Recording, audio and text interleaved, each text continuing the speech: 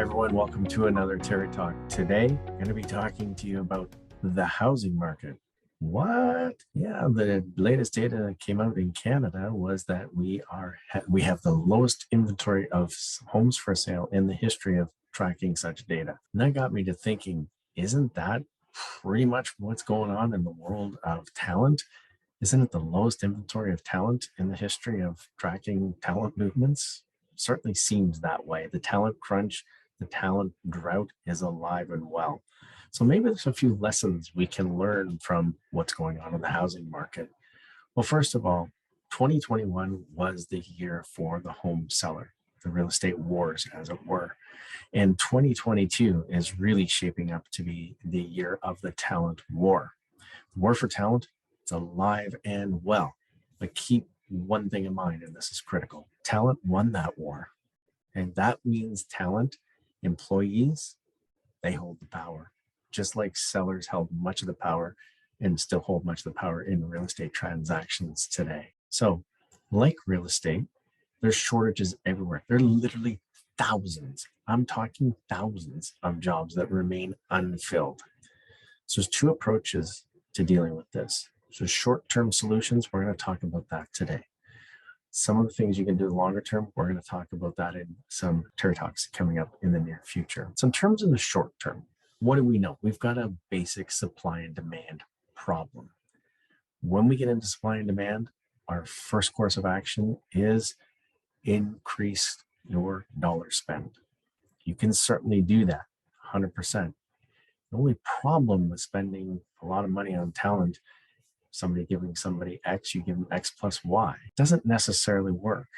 So we know that while it's a decent motivator, there are many other factors to consider: mastery, autonomy, purpose, those kinds of things. That's a longer term issue. Keep also in mind that money is still relatively cheap. It's not hard to go out and get money. So it's not a terrific competitive advantage for you because other people can copy that. I believe that in the short term, the very first thing organizations need to do, if you're not already doing this, is develop an always be recruiting mindset.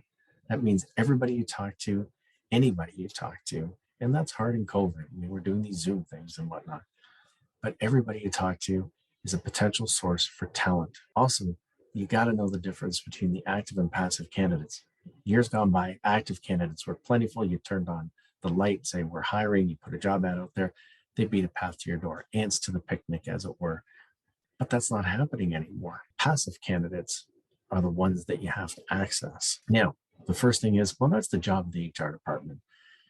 Please don't isolate your human resources professionals to just being transactional recruiters. It's an important part of the job, but they really need somebody in your organization needs to make that integrated link between what your business strategy is and what your human resources needs are, and understanding what those needs are, not just today, short term, but also long term. My HR friends out there know what I'm talking about. You need to have that line of sight so that you can be effective. Now, sourcing passive candidates, that's a full-time job. What do we know?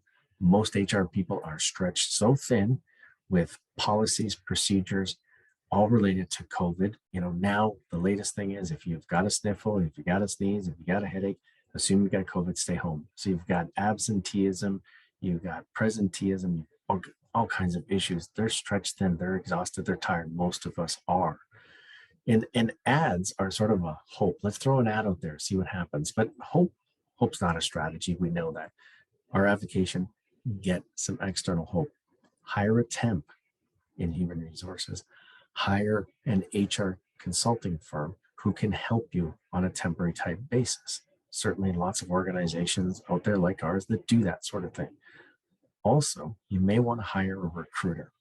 Now, you're going to want to know the difference between contingency and retained searches. Both have their pros, both have their cons. You got to understand both of them or else the value proposition will be lost, but they can be helpful for you. Bottom line in the short term is you need to keep in mind, never, ever let the sun set on a candidate. What does that mean?